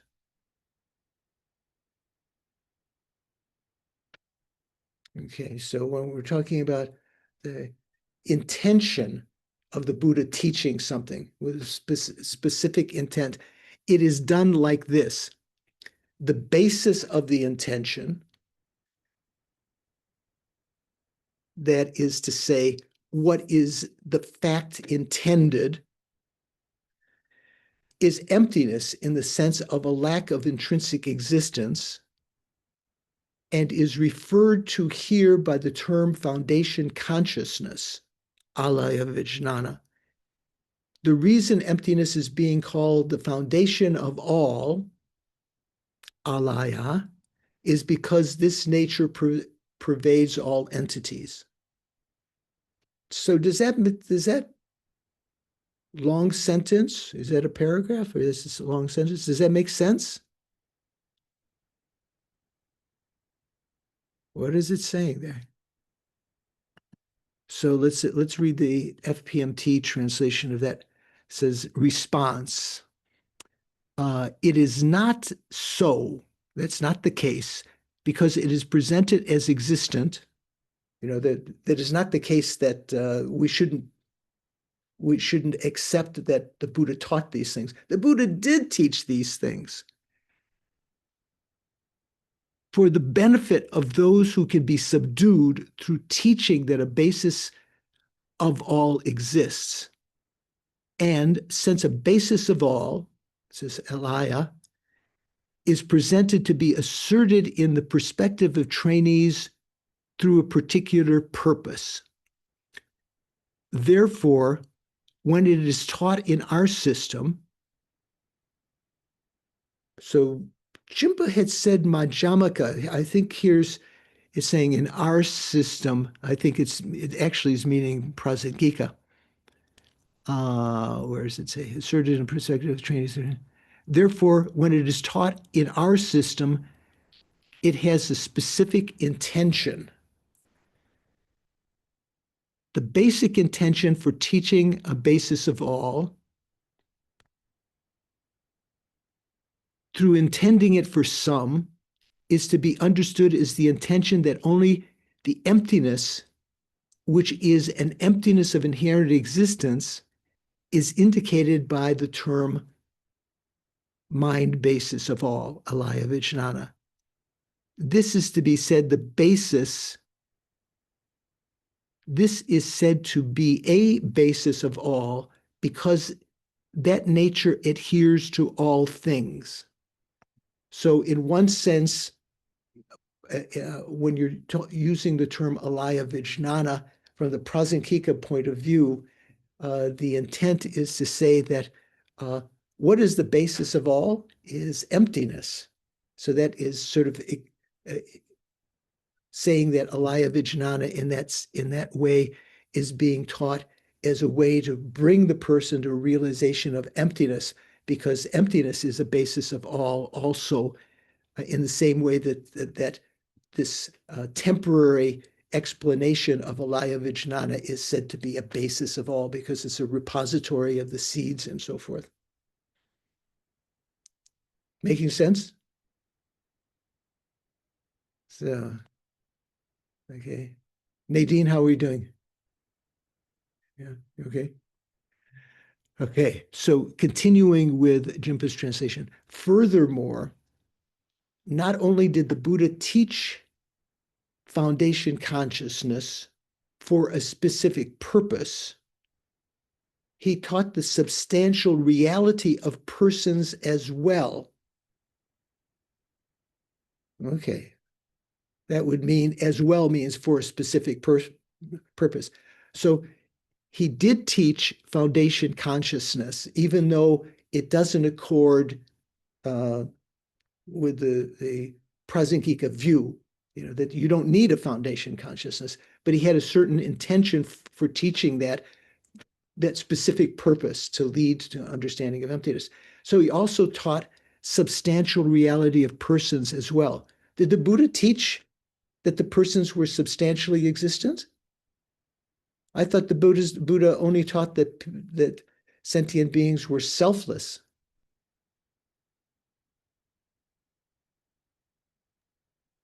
I think to some people he taught that. You're parroting that. Right. Okay. So he taught the substantial reality of persons as well. As Sean said, for some people, the Buddha taught that there was a substantially existent person provisionally in order to get them to a certain state. This is because by teaching that persons possess substantial reality, the Buddha can sustain those individuals who can be tamed through such a teaching. Or FPMT says, not only is a mind basis of all taught to exist in virtue of a particular purpose, not only that, but also the person is taught to exist substantially. The Buddha taught this because it is presented as existing in order to care for beings subdued by that teaching. So I might have mentioned to you once in Dharamsala, when His Holiness had an audience with a couple. This is what I was told. I don't know this is actual anecdote, an actual event. The sort of hippie-like people during the anti-war movement. What was the big thing called the police pigs, right? Remember the pigs? So I think the anecdote I heard, the story that I heard, was that the couple asked the Dalai Lama, in this situation when the police are doing this and that, what would you call them? And the Dalai Lama said, call them pigs. I don't know that actually happened, but that could be conceivably the same kind of thing. teaching a substantially existent person when that was only meant to lead, to subdue that person's mind to be able to lead them further so that they don't leave the teachings completely. So what would you call the police? Pigs. Okay. Furthermore, not only did the Buddha teach foundation consciousness for a specific purpose, he taught substantial reality of persons as well. This is because of teaching that persons possess substantial reality, the Buddha can sustain those individuals who can be tamed through such a teaching. This refers to, for example, a statement in some of the Hinayana scriptures. Monks, bhikshus, O you bhikshus, the five aggregates are the burden, and the person is that which carries the burden. Or he, as Jimpa says here, O monks, the five aggregates are the burden, that which carries the burden is the person. So when we talk about the burden, does that conjure up in your mind any quotations that we've talked about before? Remember, I think I quoted from the 24-hour precept ritual, the Mahayana precept, 24-hour Mahayana precepts, which are similar to the 24-hour precept ritual of the Hinayana, right? So you're nodding, Venerable. What do you think? Laid down the burden and Right. Yes. The great bodhisattvas who laid down the burden, did what had to be done, and so forth and so on. So this is talking about the aggregates are the burden. To lay down the burden would mean what? They've achieved nirvana. They would no longer have aggregates in the future. They've laid it off to the side. Now they're free, right? So here, O monks, the five aggregates are the burden. That which carries this burden is the person. So this is the person now is what's being talked about, as though there's some substantial thing that carries this person. So his note 530, 543, I guess that is, this sutra is cited in the commentary. That means in Chandrakirti's own Bhashyam, right? Without naming its source. Does anyone know the source of that? So Jimpa's note says, in the 9th chapter of Vasubandhu's commentary on the treasury of Abhidharma. So I've mentioned before, in the Abhidharma Kosha has how many chapters? Do you know, Paul? 8. 8, right? So he says the 9th chapter. So that means it's additional chapter that Vasubandhu wrote later about the person. A similar citation is found that reads, bhikshus, or as Jimpa translated, O monks, I will explain to you the burden, the taking up of the burden, the casting off of the burden, what was it? Laying off the burden or whatever, and what bears it. So he's quoting, that quotation is from an author, Derlinger. Some of you Paul probably has that text. You have that particular text, Indian Buddhist Theories of Persons. In the Pali text, the Kanda Samyukta, so Kanda is what in that title? That's the Sanskrit, that's the Pali for what, Paul? Skanda. Kanda. So the Kanda Samyukta, in the connected discourse of the Buddha, and then he's quoting from Bhikshu Bodhi, page 871, we find the following strikingly similar passage. Bhikshus, I will teach you the burden, the carrier of the burden, the taking on of the burden, and the laying down of the burden. So one translated as the casting off of the burden or the laying down of the burden. Okay, so this is this particular exact quotation that Chandrakirti was citing here is not completely clear where, but there are many very similar statements are mentioned throughout the Hinayana scriptures. Here, in response to the questions, so amongst the five aggregates of the burden, that which carries the burden is the person, quote unquote. Here, in response to questions from those who conceive the person to be substantially real, so the Buddha was questioned by people who believed that the person is substantially existent, right?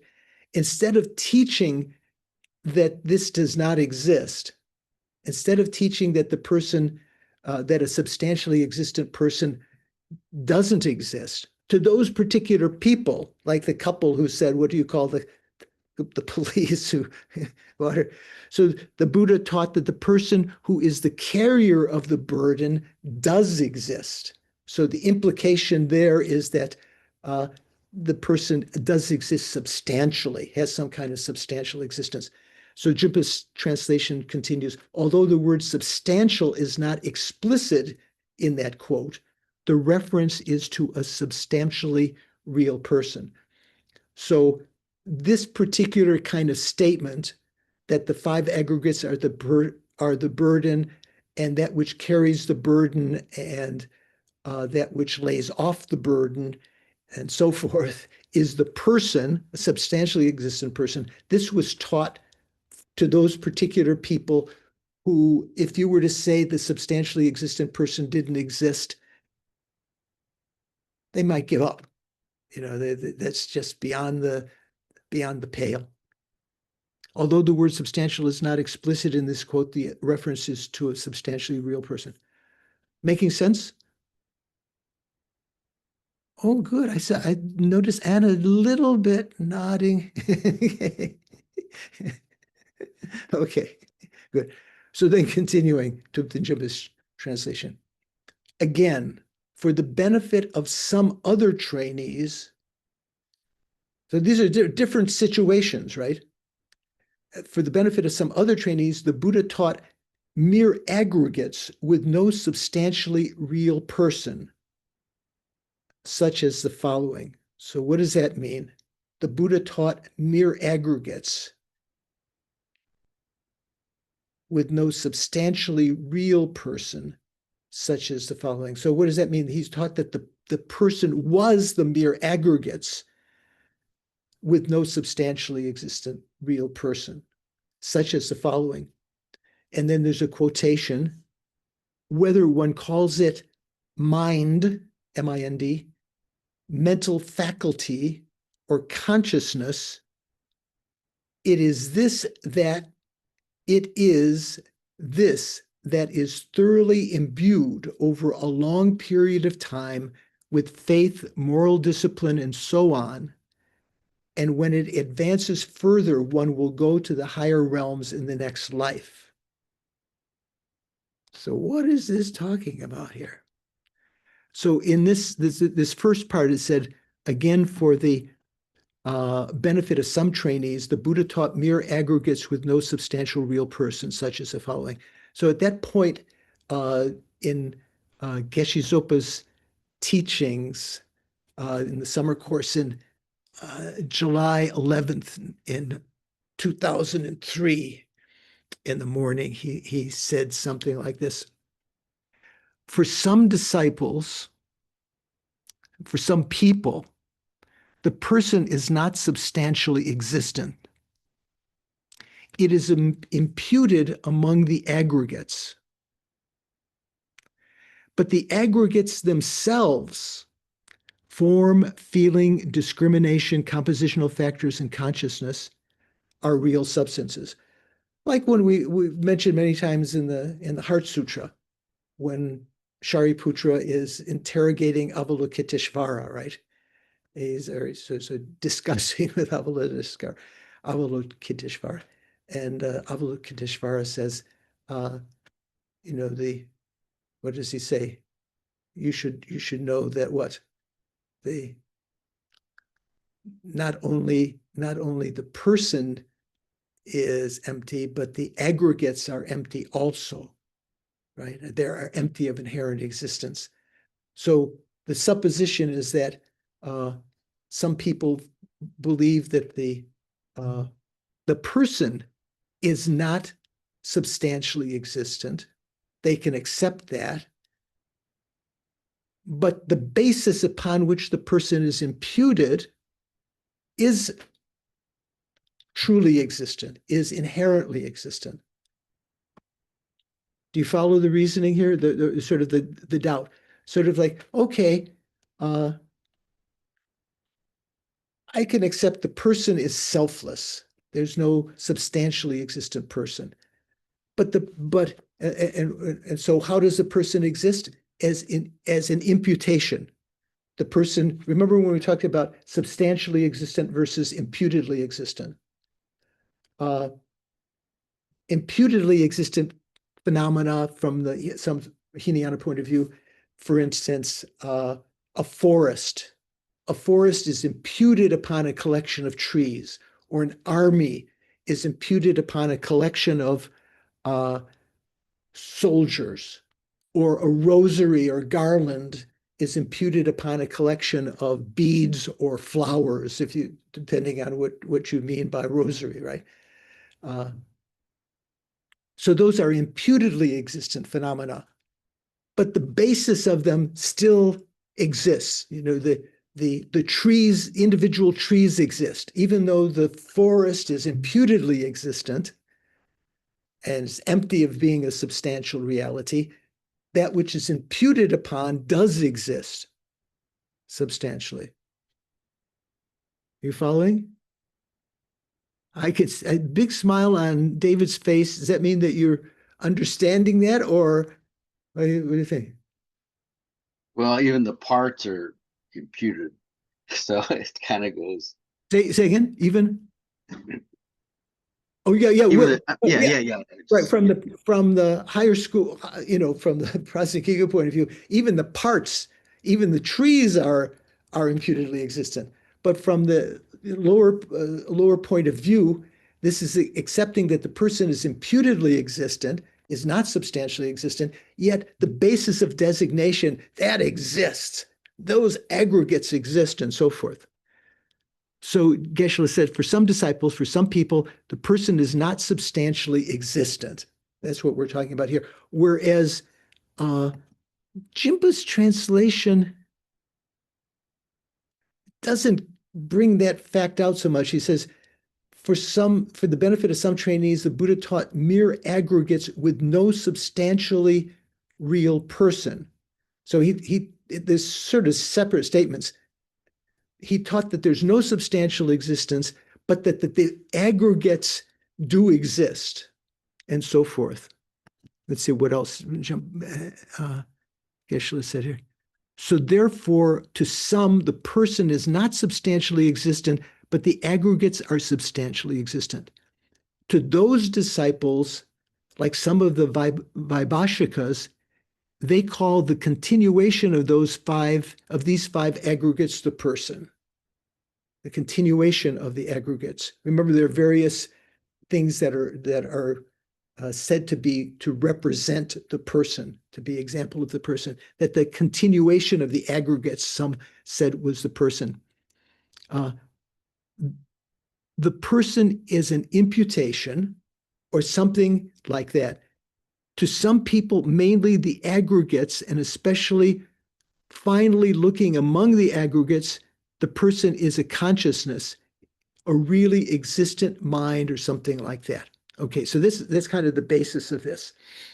So whether one calls it mind, mental faculty, or consciousness, it is this that is thoroughly imbued over a long period of time with faith, moral discipline, and so on.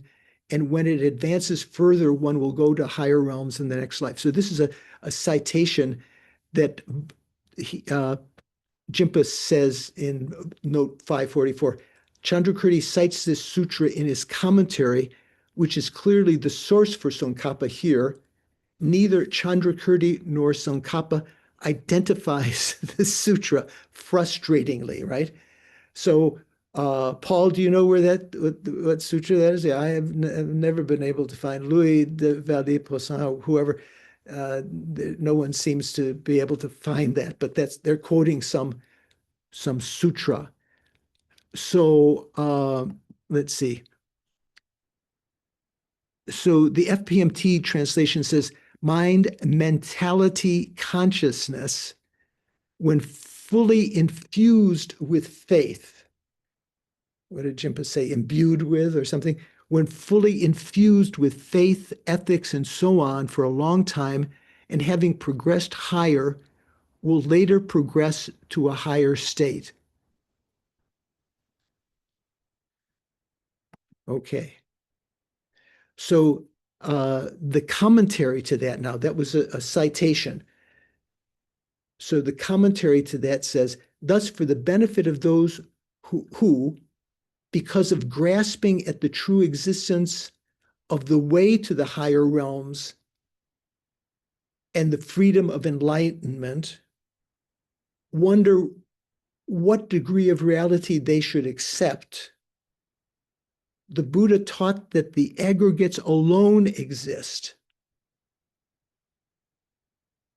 So that means that they are, substantially existent, truly existent, and so forth, without refuting the object of their clinging to true existence. So by implication, the Buddha is teaching here that the aggregates have true existence. All of these were taught by the Buddha due to specific underlying intentions. So all of these things, alaya vijnana, and that the person is the carrier of the burden, and that the mind imbued or infused with faith, morality, and so on for a long time will advance further. All of these were taught with the underlying intention. So let's see right here. So Geshe Zopa also commented on this because you don't see much commentary here. It's kind of hard to discern what was being said. In that same time, Geshe said, this was July 11th in 2003 in the morning. So these teachings are also about high rebirth and Jangdrol. So in the Tibetan text, it says Jangdrol. How does Thupten Jinpa translate that? The freedom of enlightenment, Jangdrol. So Geshe said, yeah. So these teachings are also of high rebirth. That's Tori in Tibetan, and Jangdrol. So Jangdrol, if you check in the dictionaries, usually what it means is the particular kind. Remember when we talked about enlightenment, Jangchub, or purification, or Bodhi. Remember we said there's the enlightenment of the hearers, the enlightenment of the solitary realizers, and then Samyak Sambodhi, fully, endowed enlightenment, what we usually call enlightenment. So if you've had a realization of emptiness, or I think Robert Thurman incorrectly sometimes says that the Buddha's enlightenment, or Jason Khapa's enlightenment when he first realized emptiness. So that's not talked about enlightenment generally, but generally enlightenment can be talked about the enlightenment of the hearers when they achieve their nirvana, the enlightenment of the solitary realizers. So Jangdrol is talking about that. So these teachings are also high rebirth and Jangdrol, and complete liberation, freedom, those things regarding the manner of progressing to purity and liberation, that progression, those people who hold this kind of cause and effect relation as truly existent, so that the relationship between cause and effect is truly existent. Well, that might sound like it should be truly existent. It's only imputedly existent. It does exist conventionally, but ultimately or truly it doesn't exist. For those people who held it to be truly existent, these causes are real, the result, emancipation, and so forth, all of those grasped as truly existent, inherently existent. To those people, what kind of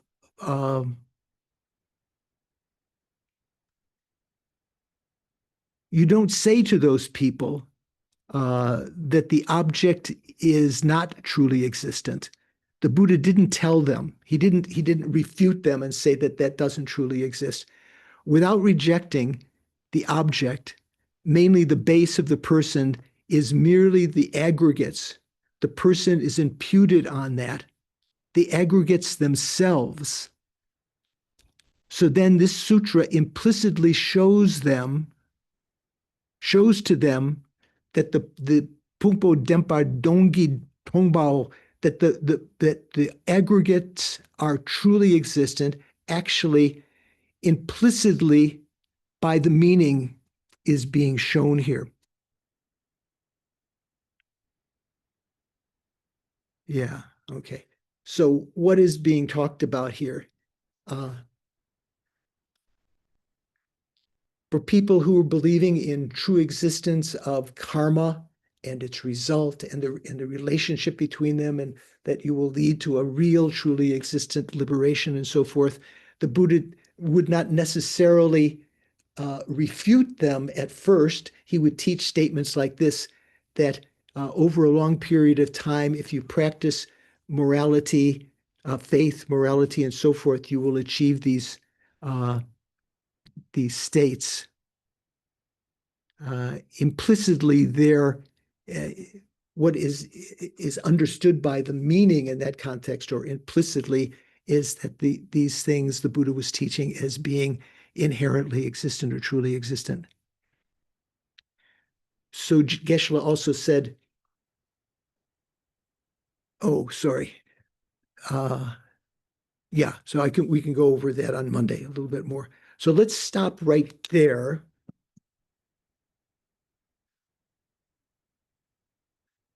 Just to introduce the next statement here. For what kind of trainees then did the Buddha teach alaya vijnana, foundation consciousness? Someone might ask that. If someone asks that, in response, the root text says, foundation consciousness exists. Persons exist. These aggregates alone exist. Such teachings were given for those who cannot understand the most profound truth. That's verse 643. So that's where we will start next time. Okay. How are we doing? Are you okay? Confused? Some thumbs up. Karen, how are you feeling?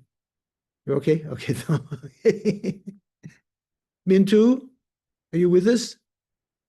Are you in your flowered garden? Okay. Mintu's off for a cup of tea.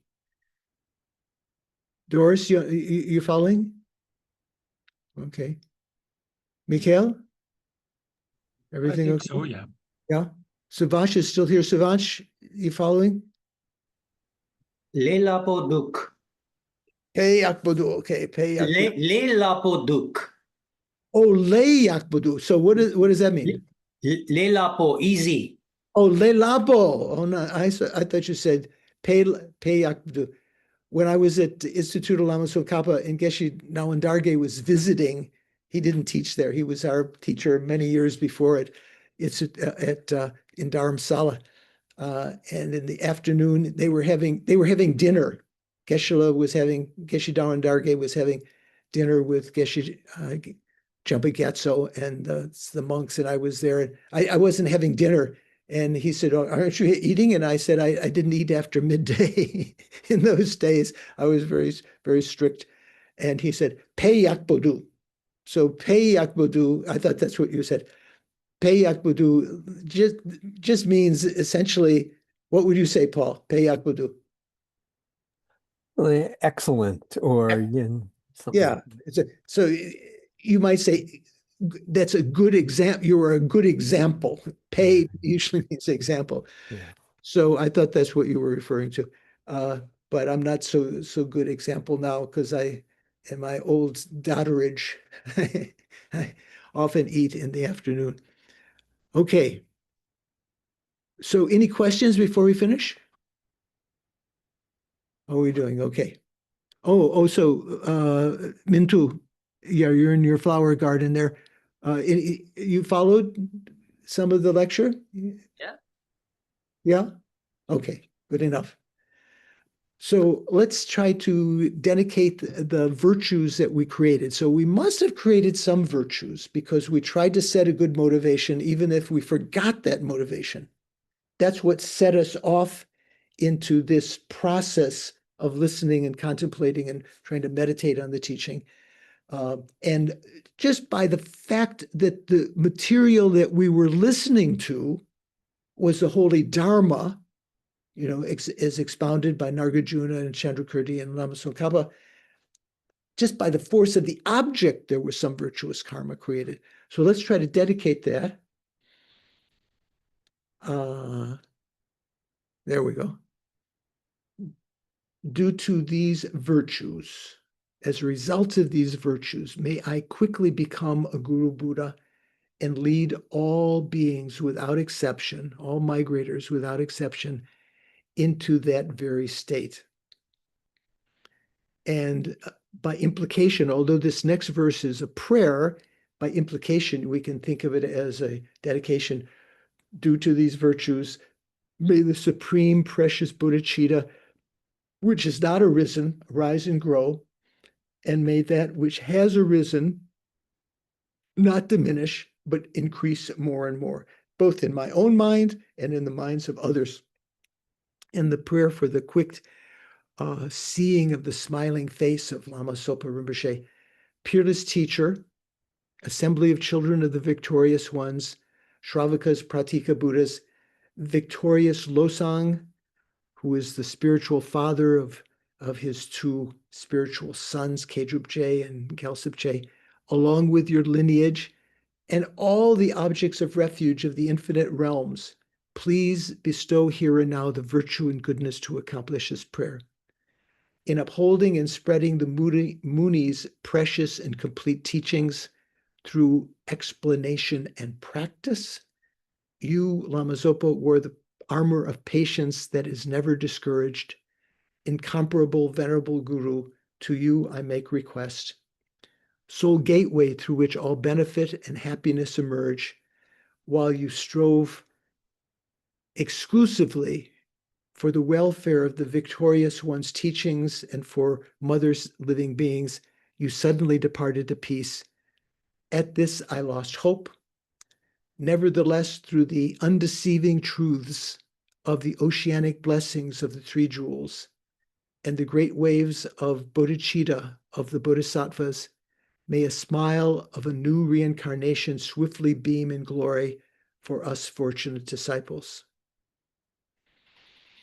And you finally request, you are primordial gurus from previous lives, the present, you who are my eyes for viewing all the infinite scriptures, supreme gateways for the fortunate ones traveling to liberation.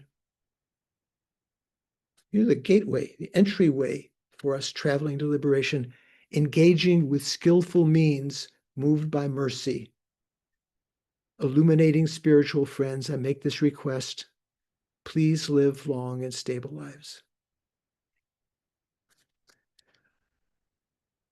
Okay. Thank you very much. Look forward to seeing some of you on Monday. Hopefully next Saturday, if you read over this again and see if you have any lingering doubts, on Monday we'll try to cover some of that doubt of that last section. but I'll see you next Saturday. Take care. Thank you, Venerable George. Thank you, Venerable. Thank you, Venerable. Come on.